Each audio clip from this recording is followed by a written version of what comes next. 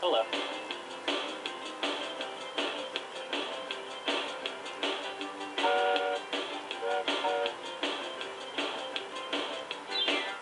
Theodore,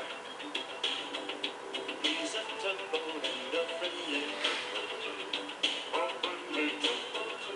Oh, Theodore likes to do the things that friendly tugboats do. But the tugs can't bring your tanker in right now. Well, how do you like that? Hung up on me. How unfriendly. Oh, hello there. Well, I'm having a few problems here today. Come on, I have to go outside for just a minute.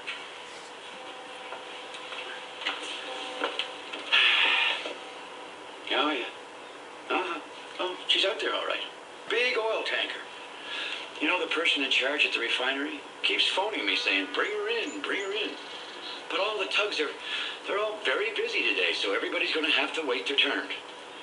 Between you and me, the person at the refinery isn't being very friendly at all. You know, Emily had a problem like this just the other day. Oh, there was a ship that wasn't being very friendly to her. Now, let me see if I can remember what she did. Oh, yes. Oh, yes. One summer night, Emily and Theodore were floating home together, just talking about this and that. Did I ever tell you about the time I was in Africa? Said Emily. No, replied Theodore. Oh, please do, Emily. Theodore loved talking with Emily. It felt so nice to talk with his friend. Well, began Emily, I was sent to Africa to bring back a ship who had broken her engine in. Suddenly, a bright, shiny light streaked across the sky. What's that? Said Emily. Shooting star, said Theodore. It's too big to be a star, gasped Emily. Look, said Theodore. The bright, shiny light suddenly seemed to fall right into the ocean not far from the big harbor. The tugs were silent for a long moment after that. Emily, said Theodore, finally, in a very quiet voice, that was the strangest thing.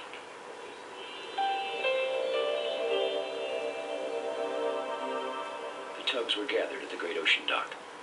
The dispatcher was just getting out the jobs for the day when a very surprising visitor appeared. The dispatcher was the first to see her. Tugboats, he announced. We have a guest this morning. Constance, whispered George in a small voice, most unlike his usual booming self. Now, all the tugs had seen Constance, the Coast Guard ship, before, but no one had ever actually talked to her. She always seemed very serious and very important. Good morning, Constance, said the dispatcher, and then he turned to the tugs with a look that said, be on your best behavior. Good morning, Constance, the tug said politely. Good morning, replied Constance briskly. And then she stopped before Emily. Emily, she said, I would like you to meet me at the harbor entrance later. I have a special job for you. Emily was surprised. She turned to the dispatcher to see if that was all right. That's fine, Emily, said the dispatcher. I will have another tugboat do your harbor job today. Excuse me, Constance, said Emily, turning to Constance. What will we be doing? But Constance didn't answer Emily's question. She was already heading off. Well, that's the second strange thing that's happened lately, said Theodore quietly. First, that bright, shiny light last night, and now, this. The tugs couldn't stop talking about Constance. I wish Constance had told me what my special job is, said Emily. Constance is our Coast Guard, said Theodore in a serious voice. That means she's in charge of guarding our ocean. Maybe she's on a secret mission and needs you to help her. She probably needs you for something important. Still, said Theodore quietly, she left before she could answer Emily's question. She doesn't seem very friendly.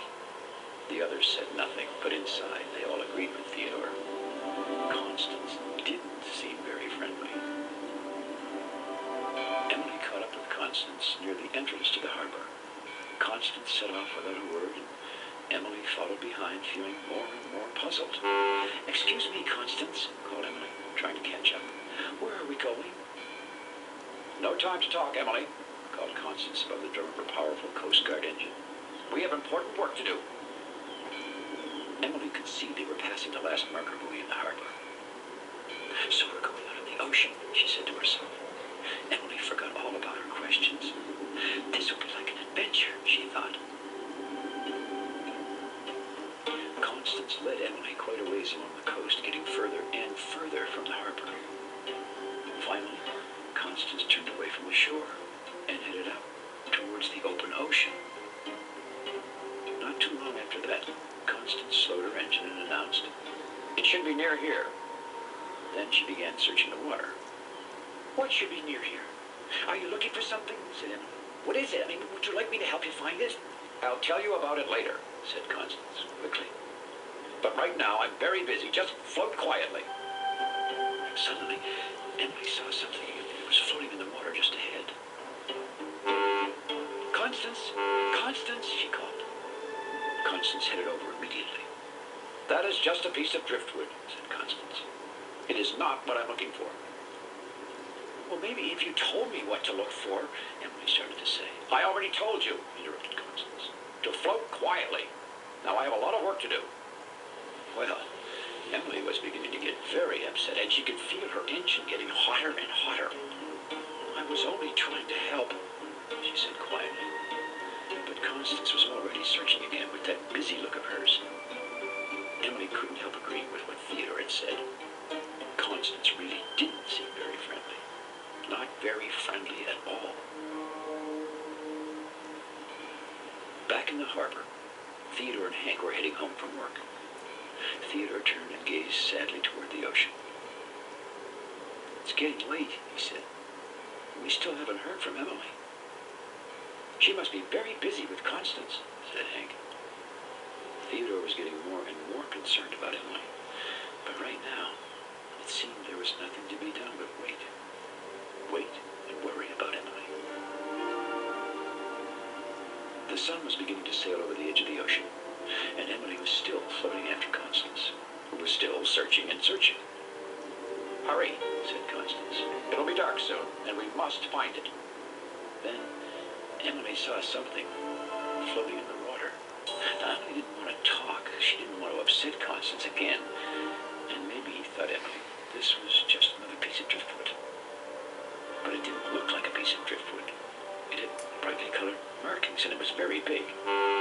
"Constance," called Emily, "I see something." What is it, Emily? replied Constance. "There's something floating in the water," replied Emily, staring towards the brightly marked thing. Constance headed over to the thing without a word. Then she called to Emily. You found it. Come and tie your tow line onto it. Emily floated over and saw that the brightly marked thing was really a rocket floating in the water. "This rocket must have been the bright, shiny thing Theodore and I saw in the sky last night," Emily thought to herself. "It tumbled down to earth, all in flames." "Where did it come from, Constance?" asked Emily. "Who does it belong to? And where are we taking it?" In all her excitement, Emily forgot about how upset she felt at Constance. All I have time to tell you, replied Constance, is that this rocket is very important. It's part of a spaceship, and I need you to help me get it back to the harbor as soon as we can. Emily had put the rocket on her deck and was following along behind Constance as fast as she could go. "She's not friendly. She's not friendly. She's not friendly," Emily repeated to herself. They still had a long way to go, and the sun was almost down. Faster, Emily, called Constance. Now the rocket was heavy, and it was hard for Emily to carry. She wanted to slow down and catch her breath a little. Emily, was Constance. The rocket is slipping off your deck. "I tried to tie it on properly," Emily started to say, "but you were in a big hurry and—" No time to talk now, said Constance. Just tie the rocket back on, quickly. Well, Emily was tired of chasing after Constance, and she was tired of carrying the heavy rocket, but most of all, she was tired of not being able to talk. Her face felt hot, and she wanted to shout out loud. Slowly, she turned to face Constance. Why are you stopping? demanded Constance. Constance. "We are late." "I am not doing another thing till you say please," replied Emily in a steady voice. Well, Constance didn't say anything. "I tried to tell you I didn't have time to tie the rocket on properly, but you were in a big hurry," Emily continued.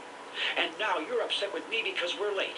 Well, maybe the other tugboats are afraid to talk to you, but I'm not. You're not very friendly." Well, it seemed you could hear the silence all the way back to the big harbor. Constance slowly turned to face Emily. Emily floated firmly in her place, but inside, everything seemed to be moving very fast. What would Constance say? Well, what Constance said was the most surprising thing. "Do you really think I'm not friendly?" said Constance.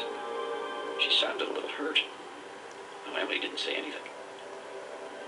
"I always have a lot of important work to do," continued Constance, getting her busy-sounding voice back a little. "I don't have time to be friendly." "Being friendly doesn't take any time at all," replied Emily. "And being friendly is important to me." Emily felt like Constance was staring right through her, but still, she floated where she was. "Emily the Vigorous," said Constance, her engine rumbling, "you are a very hard-headed young tugboat, and you are the first tugboat to ever talk back to me like this." Again, Emily didn't say anything. She looked Constance straight in the eye. "You remind me of myself when I was younger," concluded Constance. "I like you." "You do?" said Emily. She was so surprised she almost laughed out loud. "I do," said Constance. "And I'm glad you spoke up just now. I really don't mean to be unfriendly. Sometimes I am a bit bossy." Then she smiled and said, "Now will you please get going?" Well, Emily had to smile too. "Okay, Constance," she said. "Just let me pull this rocket back up on my deck." The sun had almost set, and Theodore had almost given up waiting for Emily to come home. Suddenly he saw her returning to the harbor with Constance. Theodore rushed out to greet his friend. "Emily! Emily! I missed you! Where have you been? What's that on your deck?" Emily glanced at Constance. She knew Constance was in a hurry. "I'll tell you all about it tomorrow," she whispered to Theodore. Suddenly Theodore realized he was floating right in front of Constance, blocking her way. "Oh, I'm sorry, Constance," said Theodore nervously. "But Emily is my friend, and well, I missed her." "Emily is my friend, too," replied Constance. "And I think we might have a little time to talk about this rocket right now." Well, Constance began to tell the tugs about how the rocket came to land in the ocean outside the big harbor. And I'll tell you something really interesting. Somehow, as the tugs moved closer to listen to her story, Constance forgot all about being in a hurry or being important. All she could think of was how nice it felt to have new friends to talk to in the big harbor. Of course, Emily and Theodore felt the same way. You know, sometimes you just have to speak up when someone's upsetting you. Now, that's that unfriendly person from the oil refinery. I just know he's going to complain about his oil tanker not having arrived yet. Well, this time I'm going to speak up, just like Emily. "You are being very rude, and I'm not going to talk to you anymore until you say please." "Oh, hi, Mom." What a surprise. This is going to take a little while to explain, I'm afraid. Thanks for visiting us here in the big harbor, and we'll see you all again next time. Hi. No, Mom, I didn't mean that you were being rude. There's another story coming right up, and you can always learn more about Theodore Tugboat on the internet. Find us through PBS Online.